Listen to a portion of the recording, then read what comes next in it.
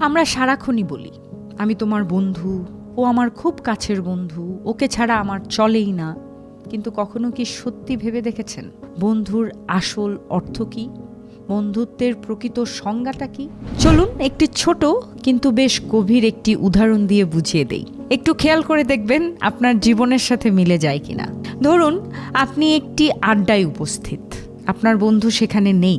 হাসি ঠাট্টার মাঝেই কেউ আপনার কাছের বন্ধুকে নিয়ে কটাক্ষ করছে বা ফান করছে বা বিচিং করছে। ঠিক এরপরেই ফান করার নামে শুরু হলো ইনসাল্ট করা। এখন প্রশ্নটা খুব সোজা, আপনি তখন কি করবেন? যদি আপনি চুপ করে থাকেন, শুধু হাসির স্রোতে ভেসে যান, তাহলে কষ্ট হলেও সত্য, আপনি প্রকৃত বন্ধু নন। যদি নিজেকে প্রকৃত বন্ধু প্রমাণ করতে চান বা নিজেকে বলতে চান যে আমি কারো প্রকৃত বন্ধু, তাহলে এ সমস্ত পরিবেশে বা এ সমস্ত কনভারসেশন থেকে, আড্ডা থেকে আপনার নিজেকে সরিয়ে আনতে হবে বা সেই সমস্ত জায়গা থেকে উঠে আসতে হবে। কারণ নীরব সম্মতিও এক ধরনের বিশ্বাসঘাতকতা। প্রকৃত বন্ধুত্ব সামনে প্রশংসা করাতে আসে না, পেছনের সম্মান রক্ষা করাতে আসে।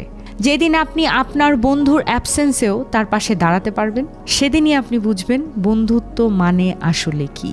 প্রকৃত বন্ধুত্ব সামনে থেকে নয়, পেছন থেকে রক্ষা করাতে হয়।